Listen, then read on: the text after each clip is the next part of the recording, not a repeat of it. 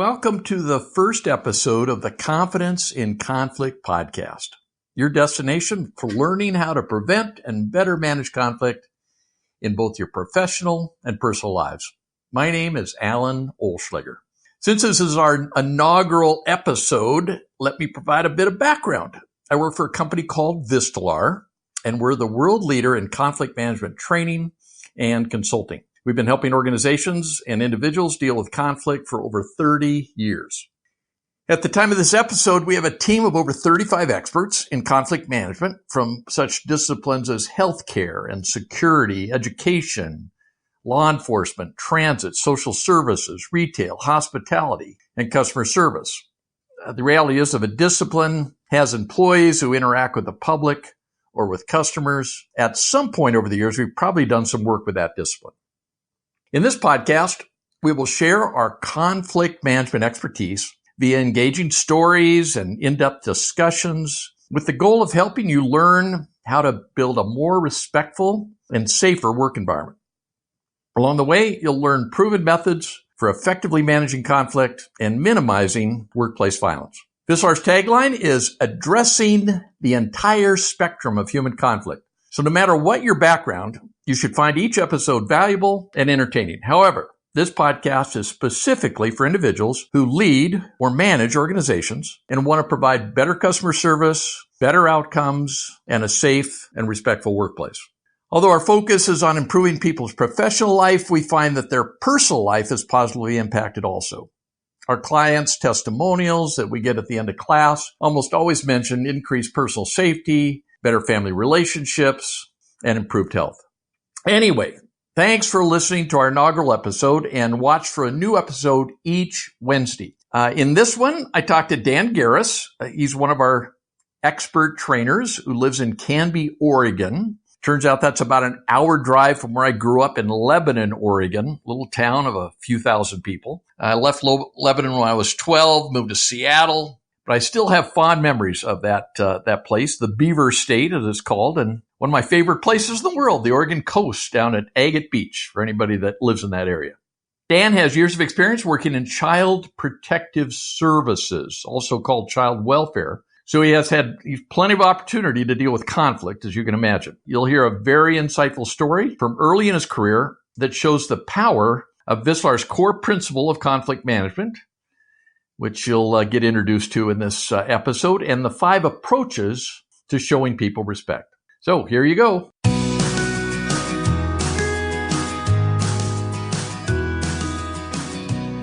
Well, good afternoon, Dan. It's great to have you on the podcast here, the Confidence in Conflict podcast. I understand you were a paper boy when you were a kid. Is that right? Yeah, I did a little bit of paper routing as a kid. And yeah. So I gotta love to hear the story, because I actually didn't have a paper route, but I would sub every summer for somebody that had a paper route. And so I'm curious as to what you're going to tell us here about the paper route business.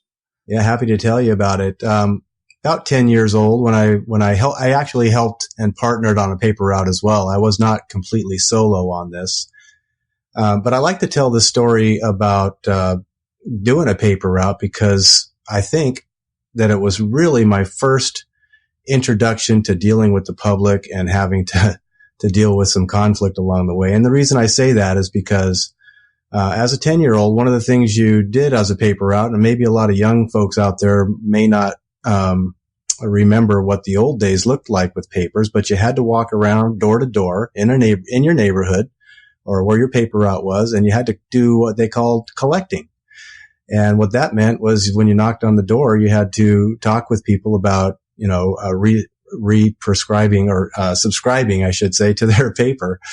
And this was, because I did the same thing. Was it every month or every week you collected? Oh, it was every month, as I recall. Yeah, I think so.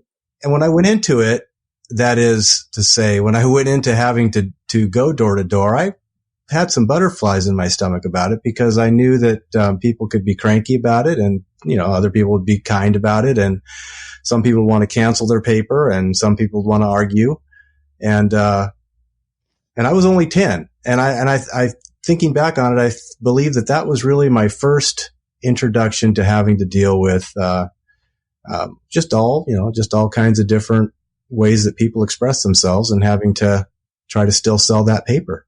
Yep. Well, I don't know if you know. Do you know that I sold books door to door when I was in college? I remember you talking about, doing that, selling books door to door. So exactly the same experience. I remember when I was in college, I talked to some career guy, and he goes, if you're, whatever you end up doing in your career, have some job. Either it was, in his mind, it was two jobs. Either you're a waiter or waitress, where you're dealing with people, obviously, all during the entire time, and you got cranky people and whatever, like you're describing, or do something door to door, right? Book sales, paper route, whatever. That would be great preparation for whatever career you'd end up having. It certainly was preparation for the kind of career I eventually went into. I'll say that much. So exactly, that's what you train people to do. So you actually live in an area where I grew up, is in what do you call that area? So what's the official name for it? It's Salem, Oregon, but is it Willamette Valley? Is that what it's called? It's the Willamette Valley. I live in Canby, Oregon with my family, and that's outside of the city of Portland. And they do call it the Willamette Valley because Willamette runs right through all of this area. In fact, on my way to work, I have to cross over the Willamette. So I know you moved there a little later. You grew up in California, but does anybody still talk, given that we just, this Monday, is it this Monday or last Monday? When the Columbus Day was, is that, oh yeah, this coming Monday is Columbus Day. It's coming up. Yeah. Yeah. So does anybody talk about the Columbus Day storm? I recall the Columbus Day storm as far as hearing about it, but no, I don't hear a lot of people talking about it anymore. Yeah. So it is this came up yesterday because Columbus Day storm. Turns out I was 10 years old. You just talked about being 10 years old. I was 10, lived in Lebanon, Oregon, which I think you know where that is. And the storm, I don't think it was predicted at all. Came through kind of Oregon. I think it hit Portland. I think it touched on Seattle a little bit, but was primarily in Oregon. And I just looked this up. Lebanon had 127 mile an hour winds. 120 that thing. Wow. And I'm reading this from Wikipedia. The storm ranks among the most intense to strike the region since at least 1880. Right? The storm is a contender for the title of the most powerful extratropical cyclone recorded in the U.S. in the 20th century. That's amazing. And I lived through it, but we had 8 trees on our property, and 5 of them fell down that night. And windows breaking. But as you know, Oregon doesn't get weather like that, right? I mean, it's just we don't get big storms. No, it's considered relatively mild throughout every season. However, I will say in the 90s, and I can't remember the exact date, there was the Big Three, they called it. And that was we had flooding, then we had freezing, and snow and ice. That's more than 3, but you get the picture. And it was very treacherous because that was when the Willamette almost breached its walls in the Portland area and did in some areas. Oregon City was just underwater in some places. And then after the flood subsided, we the water started to freeze all over the place, and nobody could go anywhere. It was a pretty big deal. So Dan, that sounds like every winter in Wisconsin. Yeah. Yeah, exactly. So, okay. So let's talk about, what do you do now door to door? You have a completely different job than doing a paper route. That's funny that you say door to door, because that's exactly part of a lot of what my career involved. Let me just say what I do right now, and then how that relates to what I used to do, because they're very connected. What I do right now is I'm a trainer, a workforce development trainer for Portland State University. And we call ourselves a partnership because we partner with the state of Oregon to train their child welfare and other kinds of state employees, their basic training, their academy training, and we also do their advanced training for them too. And what that involves is a huge array of different training topics. And Dan, I'm going to just to make sure everybody that's listening understands. You said child welfare. Yes. I think in other states it's called child protective services or family protective services, but just describe what that means. Sure.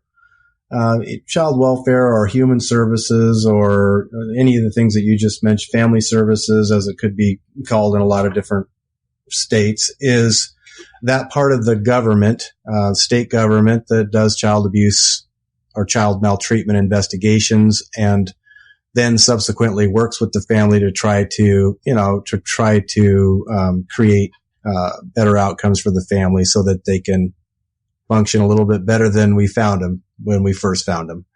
And some of the things that child welfare typically investigates are some of the most entrenched social problems that we have out there, including mental health issues, substance abuse, criminality, poverty, and a lot of issues that people really struggle with. And then they bump up against the child welfare system because they're having trouble taking care of their kids, or they're actually doing something that's against the law regarding their kids. And so there's a real investigative element to child welfare. And then there's a family services element to it as well. And how many child welfare workers would there be in Oregon? In our child welfare agency in Oregon, we have a little over 2,000. Wow. And then in DHS, the Department of Human Services, which umbrellas many human services activities, there's about 8,000 employees. Wow. Yeah. And that would be, those kind of numbers would be pretty state by state, kind of population based, would be about the same, do you think? I would imagine they probably are, yeah, because they're trying to staff caseworkers, to the populations that we work in. So obviously this is much more serious than collecting money on a paper route. So you're a trainer, and then you're going to go back, talk about what you did prior then. Yeah, I'll just jump right to the door-to-door part of it. When I first started out in child welfare, I was a caseworker, and then within a couple of years, I moved to child abuse investigations. That's there's different kinds of units and different types of casework. And so I did investigations for several years, and then I became a field trainer, which was more of a consultant, and I'd go out with the caseworkers and go door to door with them and teach them how to deal with the challenges and the resistance and the difficulties that people were having in order to get the job done, basically, so that they could actually talk to the family and figure out what was going on. Yeah. Then I became a child welfare or a child protective services supervisor, and I supervised those folks for several years before I became a trainer for Portland State University. So that's kind of my trajectory in a nutshell. So you effectively worked for the state for all those other years, and then switched to work for the Portland State. For the partnership, which it's located within the School of Social Work, and they have a partnership to train all of their staff in the state. So I know, as we do on this podcast, is we try to better understand how to deal with conflict. Obviously, you and as a supervisor, your employees, and now as trainer, you're dealing with people that are dealing with a lot of conflict, right? So this is kind of the extreme. It's like every day. I can't imagine. I mean, it's probably pretty rare that you walk and knock on a door and have it not have some conflict. Well, I think the norm is that you're working with people who are not asking for your help. They're not voluntary. They're involuntary, right? Yep. And so right from the get-go, you're having to manage people's questions and people's anger and frustration and a lot of resistance. So why don't you, I know you have a story that I've heard before, but why don't you take us through that story and just highlight some of the methods you use to deal with conflict when it comes up. And as we've discussed, right, and viscerous, I mean, let's So the goal here is, how do you better manage conflicts so that, one, things don't escalate, and if they do escalate, you get them settled down rather than things turning into a nightmare. So yeah. I'd love to tell this story, and I've told the story before to groups that I train, so that they can get a sense of, I guess, the fear and trepidation that anybody naturally feels knocking on somebody else's door. Because one of the things I like to talk about before I even get to the door story is that when you cross the threshold of somebody's door, we ought to be treating that as sacred territory. That's a family, even if they're struggling, even if they're having a really difficult time. So that's part of the nervousness that I always carried with me, is that I was entering into something that was really important, not just for me, but for them, whatever their situation was. So I like to try to figure out a lot of stories that have to do with that. And this story that I'm going to tell is one of those stories. And the person involved was difficult, but in a way that was unusually difficult for the kind of difficulty that we normally experience, which is, more boisterous. This was very much less boisterous. So let me begin the story. Yep. I was a fairly brand new caseworker, or an investigator. And the way it works is that when you get a case, if it's been a case that people have worked before in your office, usually people are going to come up to you and tell you a story about that case, or how it's going to go, or how the person's going to be, or whether you're going to be able to work with that person or not. And so this was one of those kinds of situations. This family had upwards of 20 to 30 prior referrals already. And so that's quite a lot. That's unusual. That's an unusual amount of referrals. Referrals meaning reports that come into a child abuse hotline that other investigators had gone out on before, or that had just been screened at the hotline and closed. So when I got this one, I hadn't really been out on very many cases, but I had been out with, typically we go out with another caseworker, or we might go out with a police officer to a situation. So I'd already had those kinds of experiences. So I knew what people had done before me, what worked, what didn't work, what seemed effective, what didn't seem effective. And the first thing that happened when I got this assignment is that a couple people came up to me and let me know that this was the worst house they had ever seen, as far as neglect and trash and clutter. And then the second thing I heard was, you're not going to be able to work with this person because they don't like to open the door and let you in.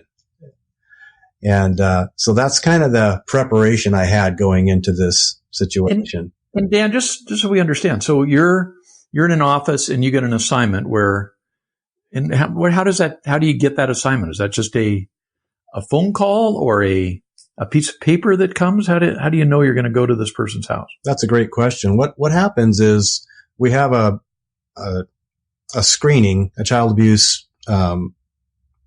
hotline, as they call it. A child abuse hotline is separate from what child abuse investigators do.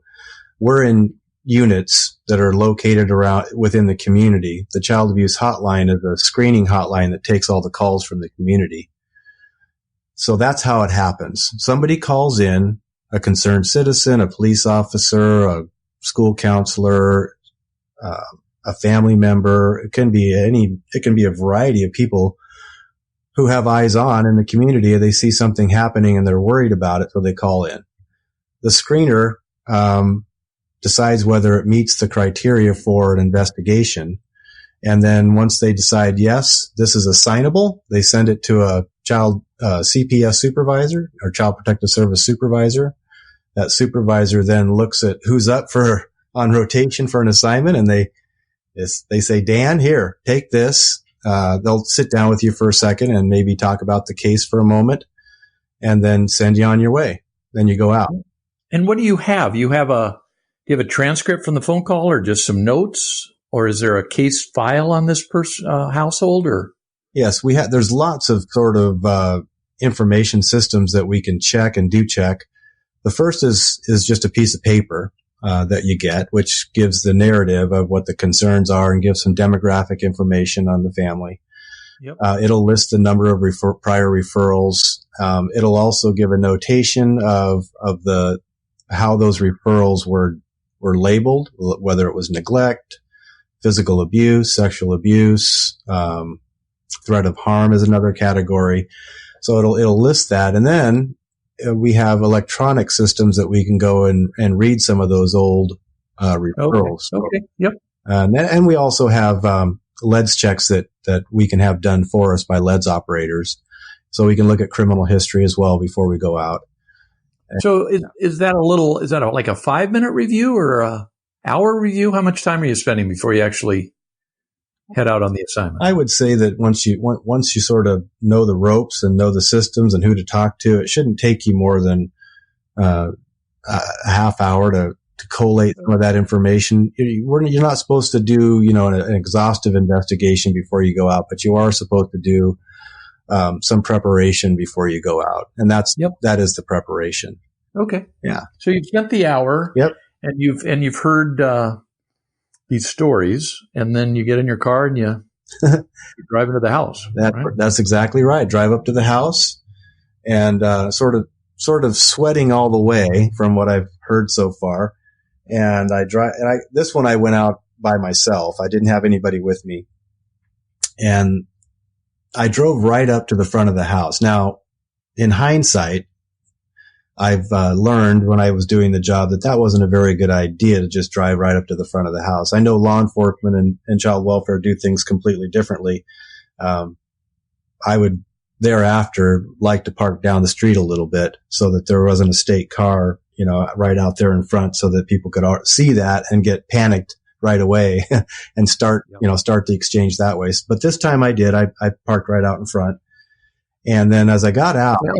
And Dan, I just a few weeks ago I had a chance to talk to some child welfare folks here in Wisconsin, and they told us a story about how they learned that lesson, where they parked in front of the house and they got boxed in by like some friends of the person from the house, right? And they learned their lesson never to, like pull into a driveway. It's pretty easy to box somebody in, So you park down the street, you make sure you're in a position where your car can leave without having somebody get in front of you. And so that's a lesson well learned. Yeah. Very interesting that you brought that up, because it kind of reminds me of going into apartment complexes where, the residents knew child welfare really well because we'd be out there all the time.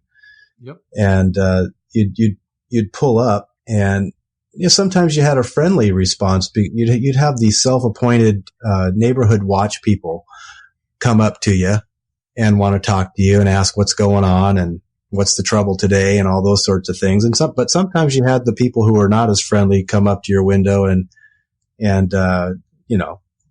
say, "What are you doing here?" and all those kinds of things. So I totally understand those other folks that you were talking to about how they'd like to, park somewhere else so they can kind of avoid some of that stuff. Exactly. But I didn't learn that lesson early on. So I was out there right there in front of the house. And as I looked at the house, it was a house. It wasn't an apartment. It was just a single dwelling type of a house. There were black garbage bags just lined up on both sides of the house. And, already that kind of put a pit in my stomach. And I was thinking, oh my goodness, this is going to be bad. It's not going to be good. So I was already kind of spiraling into a negative mindset about how things were going to turn out. So I got out and I walked up to the house. And the other thing that struck me right away is, first was the garbage bags. The second was the odor. And I know, Al, if as you've talked to some of your child welfare friends, they'll tell you about odors. I'll tell you that much. Yep. And that goes for any contact professional or person who knocks on people's doors, whether it's law enforcement, the fire department, a healthcare worker, book salesperson, Oh, there you go. Absolutely. Totally. Yeah.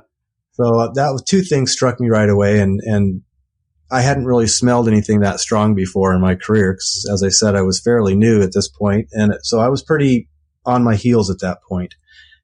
So the next thing I do is I knock on the door, and I'm trying to think of what I'm going to say.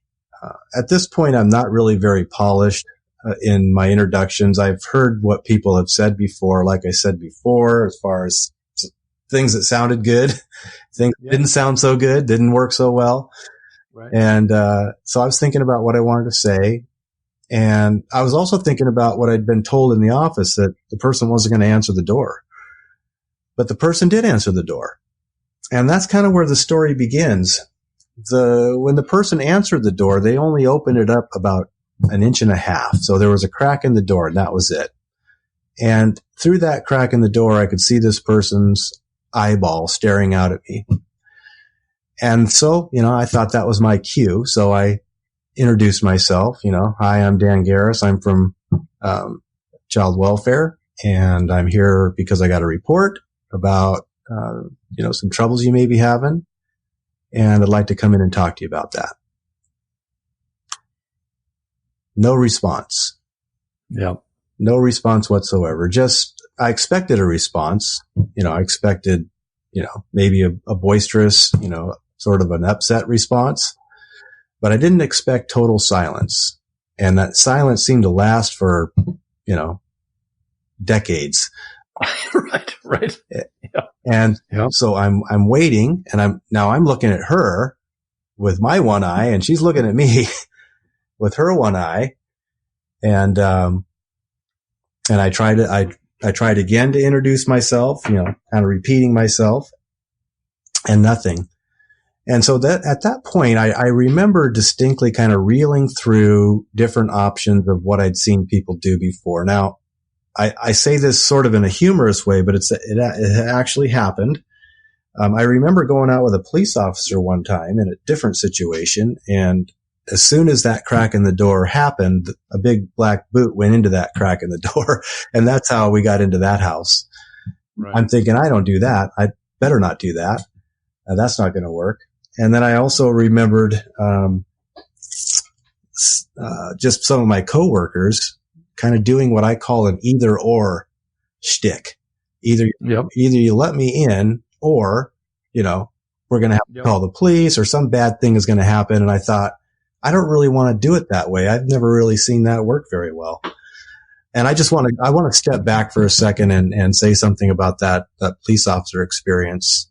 As a child protective services investigator, I just want to say that, most of the police officers that I've worked with have had just stellar communication skills, and I've learned so much from them over time. There's always a few who are not quite as polished, whether that's child welfare, whether that's law enforcement, or whatever the profession is. But I didn't want to give that one example as a paradigm for my experience, because most of my experience with law enforcement has been a learning experience, really. Well, and it's a universal, as you know, we deal with law enforcement quite a bit, and it's, the guys that are good there's nobody better in terms of communications. I mean, the old timers that have been out there for 20 years, they've learned through the school of hard knocks. I mean, they know exactly how to deal with these situations in a way that you just go, wow, that was amazing.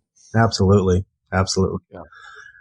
So I reeled through those scenarios in my mind, and I just dismissed all of them. And then I don't know if it was sort of an epiphany or what it was, but something came to mind. And, I can't pat myself on the back for this. Call it providence, call it the universe, call it whatever it was, but something just came to me to say, because I don't really feel like I had the toolkit back in those days to draw on the right tool for the right job. I just I waited, the heavens open up. And in this case, they kind of did, and it wasn't very profound, but it came out in a way that made a difference. And what happened was, as she's staring at me, I said, things must have gone on in your life that haven't been too good. It's been pretty bad for you, to get us to this point in time right now where two people are just looking at each other through a crack in the door. And then at this time, my pause was strategic. I remember that much. I waited for her response. That's what I mean by strategic. I just waited. And I thought I was going to get the dead blank stare, but I noticed something in that eyeball change. It's hard to describe except with the word soften. It seemed to soften. Yep. That eyeball softened. And then what followed was a black, tear of mascara running down her cheek. And I guess that's sort of an indelible mark on me now, because I see that mascara running down her face through that crack in the door. I still see that 2-inch crack and that black mascara just running down that crack in the door. That's an image that I'll never forget. Yep. And then the next stuff sort of just felt like it came naturally upon that experience. And the next thing I said was, I know it's going to be really bad in there. And I used an if statement, but it wasn't a coercive if statement. I said, if you let me in, we will work together. I don't know how it's going to turn out, but we'll work together. That much I can guarantee you. Yep. And we'll work something out, whatever it is. And then, the door slowly opened and I went in, and it was terrible in so many ways. And it's really not the point of the story to tell how terrible that was, but it was terrible. And, I remember that was the beginning of probably 9 to 10 months of working with this family. Oh, well. To try to resolve some of the issues. Back in those days of Child Protective Services, sometimes we were able to keep cases a little bit longer. In modern times of child welfare, the CPS worker just does an initial investigation and then moves it along to a family services worker pretty quickly. But in this case, I worked with this lady for quite a long time, and anyway, that story taught me so much, Al, about myself. Well, so it's all right. Sort of just hit some high points there and things that we teach at Vistelar. And so, why don't you highlight some of the things you did there that now are probably part of your toolkit, and I'm sure you teach people. So, I think what's great about recalling the stories of our experiences is that we can be honest about the fact that we weren't great, or we weren't good sometimes, or we weren't the best, but we can retrofit some of the skills that we've learned. And I've learned skills from communication skills from a lot of different sources, one of which is Vistelar. And I can really retrofit this story to a couple things. One would be Vistelar's core principle, and I'll say what that is in a second. And then the second would be relating it to the 5 approaches that Vistelar talks about, which are the five ways of actually tangibly showing respect to people in those kinds of situations. So I've been able to retrofit that because that experience touched upon all of those things. And the first being the core principle, which is to treat people with respect underlined by showing them respect. Treat people with dignity by showing them respect. And I know that Vistelar says, even when we disagree, and I agree with that statement. But what I like to say in training is treat people with dignity by showing them respect in 5 distinctive ways. Yeah, there we go. And, love and it. the reason I say that is because in child welfare, cliches like in any profession get thrown around. Like you need to respect people, or people deserve dignity and respect. And that's the underline and. And that waters everything down. It doesn't really say a lot. It just sort of expresses a value, which is a good value, but it doesn't say a lot. But when we talk about treating people with dignity by showing them respect in 5 distinctive ways, now we're talking about something that may be actually practical and useful. Yep. And so that's the core principle that I'll retrofit here. And then the 5 distinctive ways is what I think I can go through. The first of the 5. Dan, just one comment, because you did it's one thing that if you're dealing with a neighbor or a family member or whatever, and I'm sure you're going to talk about empathy, Yeah. which is a big aspect of all this. But it's so easy. Well, it's not easy sometimes, but it's these people. They're friends or their family, and to treat them with respect is something that's, using that terminology, is something that's doable. Mm-hmm. Right. In this case, if you're a police officer and you're dealing with a criminal, in this case, you're dealing with somebody that's obviously, we don't know the details, but obviously some struggles with their family. I did some work with utilities, people that go out and have to go into do a door-to-door thing where people that are stealing energy from the utility companies, where they rewired their energy meter. Right. Yeah. And it's hard to walk up to the door and have respect for that person. Right. Because they obviously are doing some things wrong, but you can certainly still show them respect. And that's the key message here is, you're treating with them with dignity, but you're showing them respect, and you're doing that because it works. And your story is a prime example of it.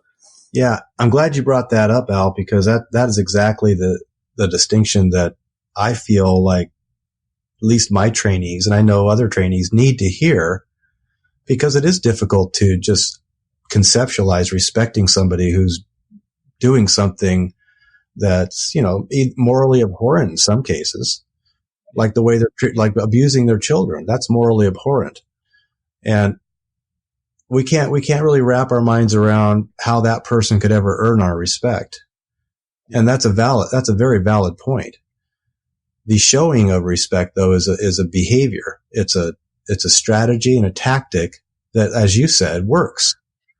Right. But it also does some other things for us too. And maybe I think I'll get into that a little bit later in the story, what that actually does for us and the other person that we're dealing with, to change the situation, to change ourselves. So the first of the 5 ways of actually showing respect is seeing through the eyes of that person. And in this case, with the story that I just told, well, we're dealing with an eye, so the eye features very heavily in this story. Yep. But I think on a very serious note, seeing through that person's eyes was something that came to me because I couldn't bring myself to do the other things that were coercive. I was very fortunate. I don't know why I was fortunate in that way, but I was very fortunate to stumble onto the ability to see life through her eyes by recounting that idea that things must have gotten, pretty tough for her and been pretty bad for her for a very long time to get us to the point of looking at, 2 people looking at each other through a door.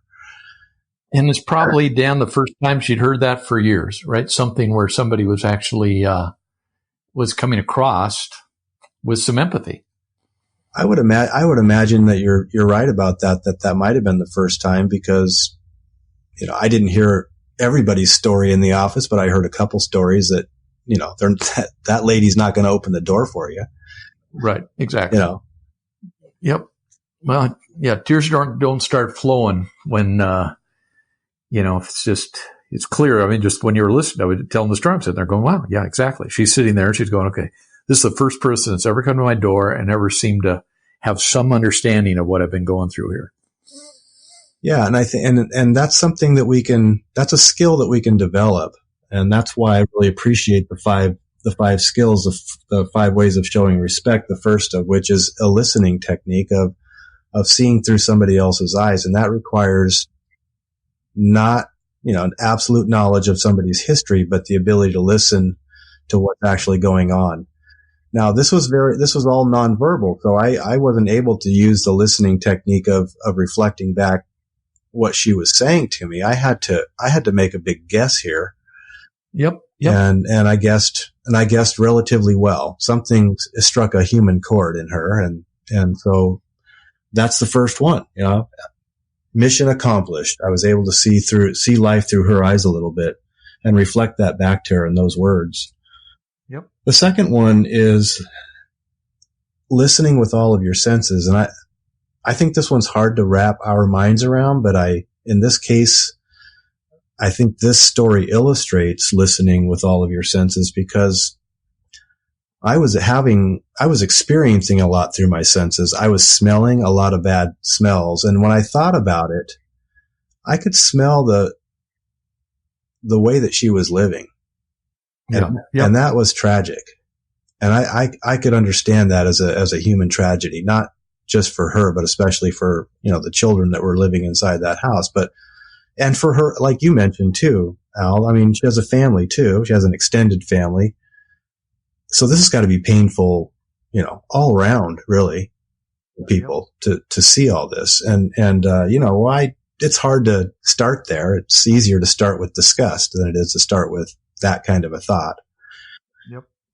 But some of those things occurred to me as I was, smelling the situation, but also the other thing, that the biggest part of listening with all of your senses in this particular context was seeing the change in that eyeball. Yeah. That was the thing that like I said, I'll never forget that. If I hadn't been paying attention to that, to see that, the next step might not have happened.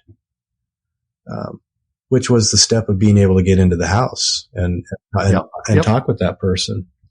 So listening with all your senses is not just the words that we use or the way that we listen. It's really watching and seeing what's happening with another individual, making observations around us about, how that person may be living and what the implications of that life could be for them, and making an effort to connect with that in some way. And it doesn't have to be, super profound. It just has to be, those short words, right? That I shared with you before. Yeah. So listening with all your senses. The other thing that I would say about that, just in terms of this story, was, we also have to watch for people's, flight, fright, and freeze responses. And she was probably frozen with fear for a period of time.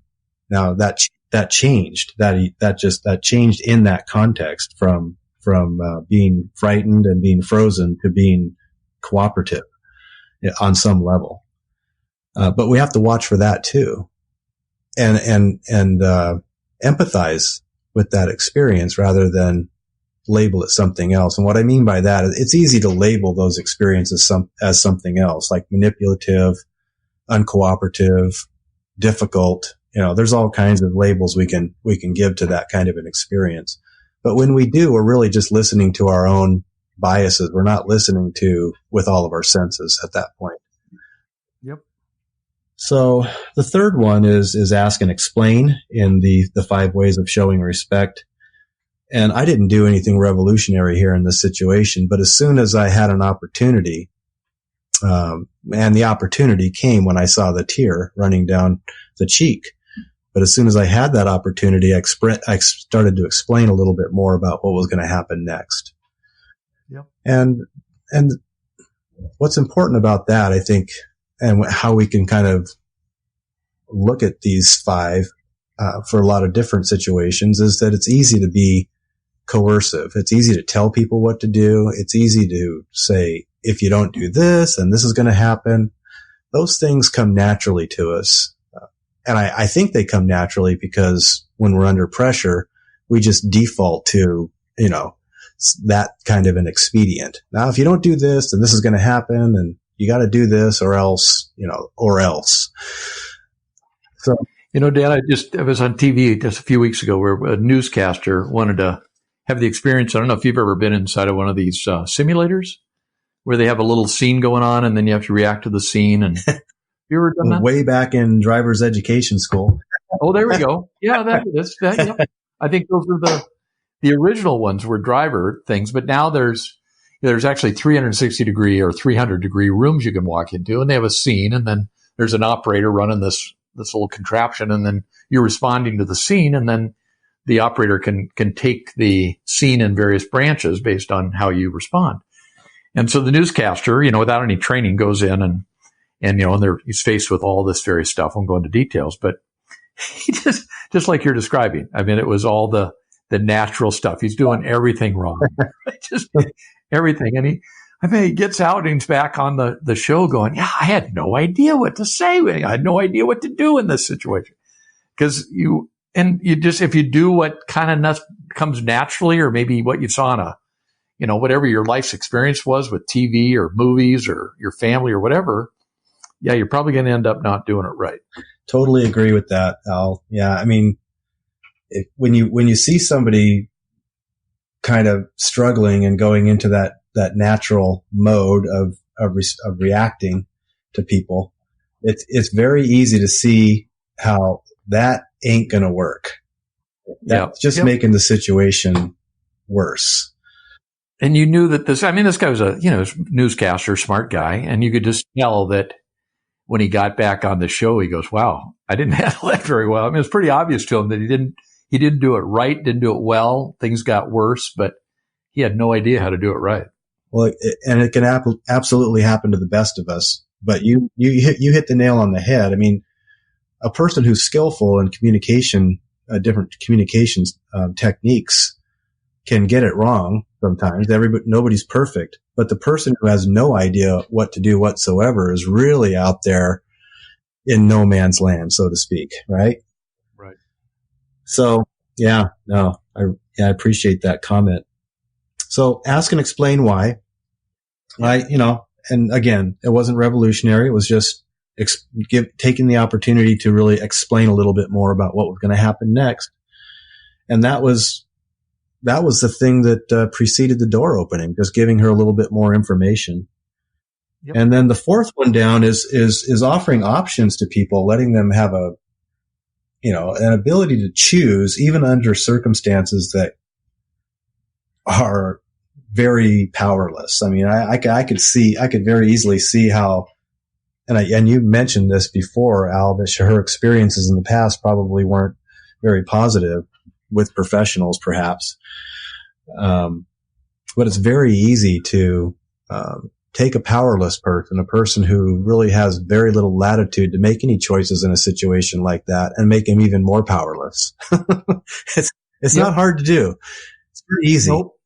But that power of a choice is such a big deal, and the choices don't have to be big choices. In this case, she probably, her day was probably, things getting thrown at her all day long, and didn't have a chance to make any choices for her life. And I don't know if I told you the story, but it was a couple of years ago. I was in the hospital.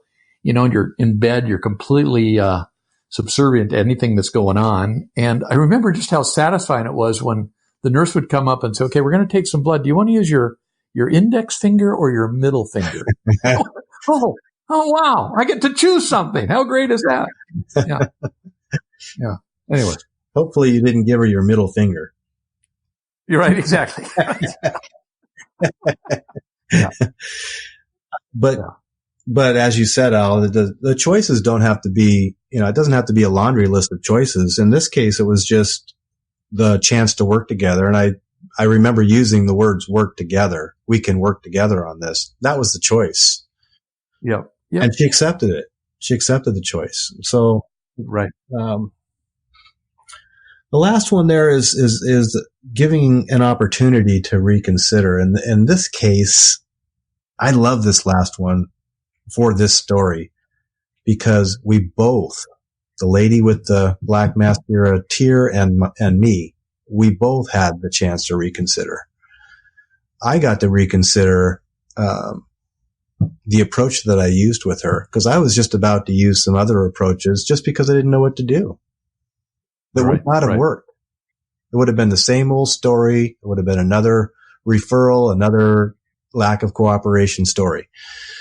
But in this case, I reconsidered, and fortunately for me, something came to me in that human moment that made a difference, that touched upon these four that I've talked about so far.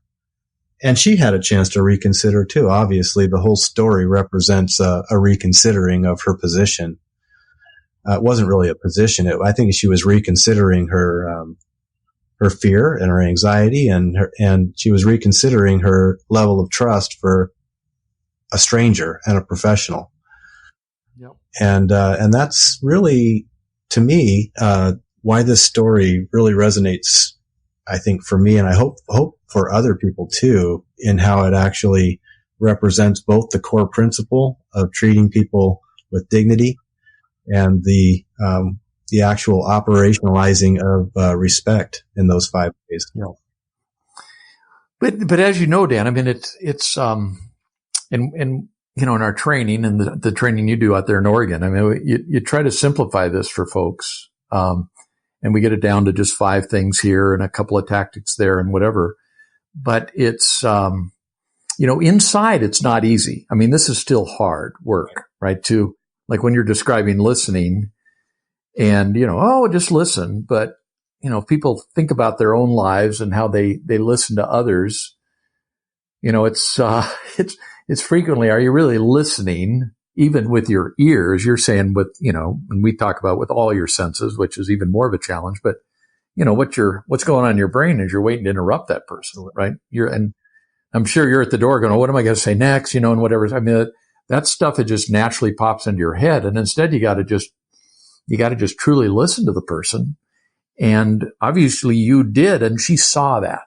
I think that's, just what even with that one little eye going through the crack in the door, she saw that you were listening and, had some empathy for her situation. Yeah. And I think that raises the question of what empathy is and how hard it has to be. I don't think it has to be as hard as we make it if we think of it as a set of behaviors that we learn how to practice well. And whenever I say that, I always feel a cautionary, twinge inside of me too. And that is that caution is, I don't want to sound like, empathy is just a matter of, robotically enacting certain behaviors and manipulating the levers so that you get people to do what you want them to do. I think the point really of talking about empathy as a set of behaviors is that if we learn how to practice those behaviors work because they actually do something real. They touch the human chords of dignity. That's why it works. But the other thing that happens, and it's a bonus, I mean, it's not a necessary thing, is that I think it changes us a little bit too. There's an old word that I like to bring up every once in a while, and it's that word magnanimous. You don't hear that word very often anymore. No. But I think it makes us more magnanimous. And I did the work of the easy work of going back and looking at some of the definitions for that old word, and it's very plain. It means large souled, or big-hearted, or great-hearted. Oh, wow. As you know, Dan, we've gone back and forth in some writing stuff, and you're a lot like me, right? Yeah. In that that's exactly what I was going to do right after this call, is to go look that word up and see what it actually means, because obviously I've heard it before. I don't think I've ever used it. You have some sense of what it's about, but you don't hear it enough to really put it in context. So very, very interesting. I just think it makes us bigger to practice, respect in those ways that we're talking about, or empathy in the way that we talk about it at Pistolar, which are those 3 areas which overlay the 5 ways. The first in the empathy triad, of course, is acknowledging another person's perspective. The second is really seeking a deeper understanding of what you're experiencing with that person and anticipating their needs. All of those are behaviors. Yep. And you did that in 10, 15 seconds. I mean, just as you were going through, being at the door and the eye pops out, that's exactly what you did. And you went through all 3 of those pretty quickly, right? But she got it. And it sounds like you had an impact on her life as a result, instead of it being just another failure. Yeah, a failure for her, but also a failure for us too, as professionals, because I think we can have enough poor experiences with people that it hardens us, and it doesn't make us magnanimous. It kind of makes us bitter and angry. And I really feel like that is the other upshot of practicing in this way, of operationalizing respect in these ways, is that it protects us too from that big that big issue that we always talk about now in the helping professions, which is secondary traumatic stress and trauma. We experience that as professionals, because we experience what other people experiencing as trauma, and you get enough firsthand, exposures to that kind of stuff. And if you're not taking care of yourself, and I think practicing empathy is taking care of yourself, and practicing respect is taking care of yourself too. It's a self-serving act, isn't it? Yep, big time. And as you know, and I'm sure you deal with it all the time with the folks you train, is that, I just read a book about empathy, and it talked about the difference between emotional empathy and cognitive empathy. Cognitive empathy being much more what you're describing, where there's a set of intellectual methods to show the other person respect, right? And you talk through the 5 things, but it's all wrapped around empathy. The book described emotional empathy, where it's actually, I'm sure, this whole mirroring neuron thing. Yeah. Where if somebody else is experiencing pain, that you actually feel that same pain in the same part of your brain. Yeah. And for people in social work, it's, I'm sure that burnout and, what they call compassion fatigue is a problem, because, that's that if you have that mirror neuron thing going on, and you got, that emotional empathy hitting you every day, that's, dealing with that day after day after day is tough. Yeah, you're right. It's a huge problem, not just in social work, but in healthcare and healthcare in general. Yeah, it's a huge problem. There are ways to deal with it, though. Well, why don't we, Dan, you need to be back on. You have a wealth of experience. This has been great. Why don't we schedule that for the next call and talk about how to deal with compassion fatigue? Because you've had to deal with it personally. You've been a supervisor having to deal with employees that had it. Now you're training people that are coming in, and I'm sure that's a big topic of what people have to learn how to deal with. I would love to have a conversation with you about that. Yeah, that'd be very good. So I hope that you don't end up having some weird storm coming in on Monday. Right. And, losing all your windows and trees. So, and then I think, that I grew up in that area, obviously, and we have a family reunion every couple of years. And I was just out in Washington up in the North Cascades, but we're planning on being at the Oregon coast in, September, 2 years from now. So, down near, we'll talk more about this next time too, but have you been to the Pronto Pup, restaurant down right along the Oregon coast there? What's the name of the Rockaway? Oh. Rockaway. Is that I've been to Rockaway many times, and I'm trying to remember if I saw that sign, but I don't think I've been into that restaurant. Are you going? You need to go. Yeah. So I'll tell that story next time about my dad and the Pronto Pup, and how my daughter and I were driving along the Oregon coastway there, and I'm going, oh my God, there's a Pronto Pup store, and we have to go in and talk to the owner, and sure enough, they knew my dad from years and years ago. So there's a long story there, but we'll talk about that. Love to hear it. Yeah. So Dan, thanks so much.